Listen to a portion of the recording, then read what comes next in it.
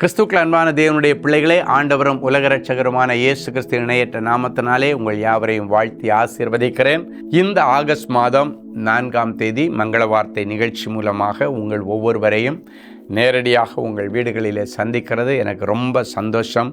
கர்த்தர் உங்களை ஆசீர்வதிப்பாராக. சரி, இன்னைக்கு நமக்கு என்ன மங்கள வார்த்தை எடுத்து வாசிக்கலாம். நீதிமொழிகள் 3:26. கர்த்தர் உன் நம்பிக்கையாயிருந்து உன் கால் சிக்கிக் கொள்ளாதபடி காப்பார். இன்றைக்கு உங்கள் கால் எந்த பாவத்தில் சிக்கி இருந்தாலும், ஏதோ தேவையில்லாத ஒரு தொடர்பில் சிக்கி இருந்தாலும், ஒரு வஞ்சக வலைன்னு தெரியாமலே நீ ஒரு வஞ்சக வலையில் சிக்கி இருந்தாலும் சரி, கடன் என்கிற ஒரு வலையில் சிக்கி இருந்தாலும் சரி, இன்னைக்கு ஆண்டவர் அந்த சிக்குகளை அறுத்து உன்னை வெளியே கொண்டு வந்து உன் நம்பிக்கையின் தேவனாக உன் வாழ்க்கையில் செயல்பட போகிறான். கர்த்தர் உன் நம்பிக்கையாயிருந்து அப்படின்னா, நீ உண்மையிலே ஆண்டவரை நம்புறீங்க தானே? இது வரைக்கும் நம்பலைன்னா இன்னைக்கு, ஆண்டவரே நான் நிபந்தனையற்ற விதத்திலே உம்மை நேசிக்கிறேன், நிபந்தனையற்ற விதத்தில் உங்கள் மேலே நான் நம்பிக்கையாக இருக்கிறேன், நீங்கள் தான் எனக்கு எல்லாம் ஆண்டவரே. இந்த மாதிரி ஒரு பிரச்சனையில் என் பிள்ளை சிக்கிட்டான், இந்த மாதிரி ஒரு பாவத்தில் விழுந்துட்டான், கஞ்சாவில் மாட்டிக்கிட்டான், இல்லைன்னா மதுபானத்தில் விழுந்துட்டான், கள்ளத்தொடர்பில் மாட்டிக்கிட்டான், என் பிள்ளை இதில் சிக்கி இருக்கிறான், என் புருஷன் இதில் சிக்கி இருக்கிறார், என்னுடைய குடும்பத்தில் என்னுடைய சொந்த சகோதரன் இதில் சிக்கி இருக்கிறார். யாரெல்லாம் சிக்கிட்டாங்கன்னு சொல்லிட்டு இருக்கிறீங்களோ, இன்றைக்கு சிக்குகளை அறுத்து சிக்கினவர்களையும் சிக்கிலிருந்து அறுத்து வெளியே கொண்டு வராரு. சிக்க போகிறவங்களையும், சிக்கிற மாதிரி சூழ்நிலைக்கு நேராக நடந்து போயிட்டுருக்கிறவங்களையும் அதில் சிக்கி கொள்ளாதபடிக்கு காப்பாற்றி ஒரு விடுதலை உள்ள வாழ்க்கையை வாழ கர்த்தர் உங்களுக்கு உதவி செய்வார். கடனில் சிக்கினவங்க, பாவத்தில் வியாதியில் சிக்கினவங்க, பில்லிசூனிய கட்டில் சிக்கினவங்க அத்தனை பேருக்கும் இன்றைக்கு குமாரன் விடுதலையாக்கி சமாதானமாக இன்றைக்கு பிறகு உங்களுடைய காலத்தை ஓட்ட கர்த்தர் உங்களுக்கு உதவி செய்வார். உங்களுடைய கால்களிலே கர்த்தர் இன்றைக்கு ஒரு அபிஷேகத்தை வைக்கிறார். எதிலையும் சிக்கி கொள்ளாதபடி, மாட்டிக்கொள்ளாதபடிக்கு.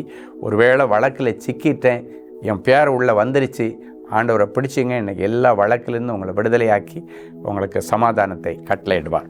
ஒரு நல்ல சாட்சியை கேட்கலாம். Brother Venkatraman from Dharmapuri.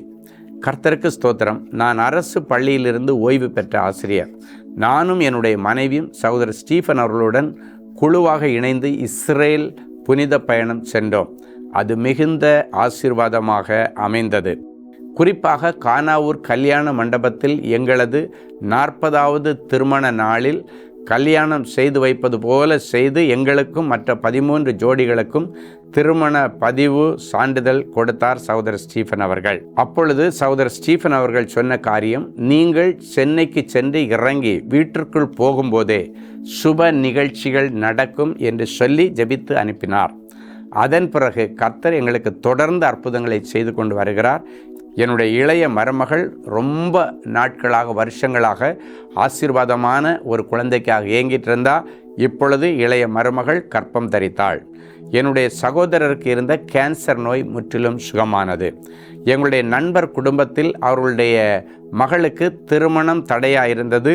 அவர்கள் வீடு கட்டி கிரகப்பிரவேசம் வைத்திருக்கிறார்கள். இஸ்ரவேல் தேசத்திலிருந்து வாங்கி வந்த ஜெப எண்ணெயை அவர்களுக்கு கொடுத்தோம். அதன் பிறகு அவர்கள் மகளுக்கு தடைகள் நீங்கி திருமணம் நடந்தது. இந்த சகோதரனும் சகோதரியும் ஹோலி லேண்டுக்கு 10 நாட்கள் எங்கூட ட்ராவல் பண்ணாங்க.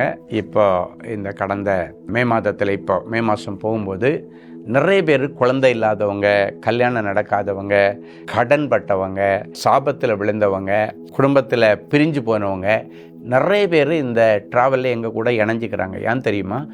இன்றைக்கும் அந்த புண்ணிய பூமியிலே அற்புதங்கள், அதிசயங்கள் நடக்கிறது. அங்கே போயிட்டு அந்த இடத்துல நின்று அந்த இடத்துல நடந்த அந்த அற்புதத்தின் மங்கள வார்த்தையை சொல்லி கிளைம் பண்ணும் பொழுது அந்த மங்கள வார்த்தை மூலமாக அற்புதங்கள் நடக்கிறது.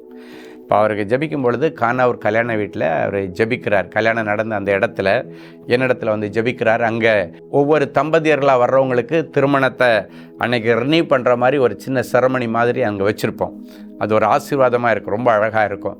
ஸோ எல்லா முறையும் நாங்கள் போகும்போது அதை அந்த இடத்துல செய்வோம். கானாவூர் கல்யாண வீட்டில் முதல் அற்புதம் நடந்த இடத்துல அது இப்படி செய்வோம். இந்த முறையும் 13 கணவன் மனைவியர்கள் குடும்பமாக வந்தவங்க, கணவன் மனைவியாக வந்தவங்க 13 ஃபேமிலி, 13 இவரோடு சேர்த்து 14ன்னு நினைக்கிறேன். 14 பேருக்கும் அவருடைய திருமண வாழ்க்கையை ரினியூ பண்ணி அந்த இடத்துல இருந்து நாங்கள் ப்ளஸ் பண்ணி கூட்டுட்டு வந்தோம். அது மட்டும் இல்லை, அந்த இடத்துல ஜபிக்கும்போது ஒவ்வொருவருக்கும் நிறைய வாக்குத்தத்தங்களை கர்த்தர் கொடுத்தார்.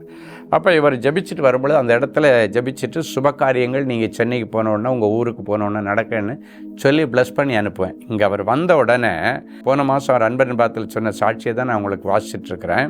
அவங்களுடைய இளைய மருமகள் ரொம்ப வருஷமாக குழந்தை இல்லாமல் இருந்தால் வந்து இறங்கின உடனே அவள் கற்பம் தரித்துட்டா. ரெண்டாவது, இவங்களுடைய சகோதரருக்கு கேன்சர் நோய் இருந்துச்சு. அங்கே ஜெபம் பண்ணிட்டு வந்தார். இங்கே வந்தவுடனே கேன்சர் நோய் முற்றிலும் குணமானது.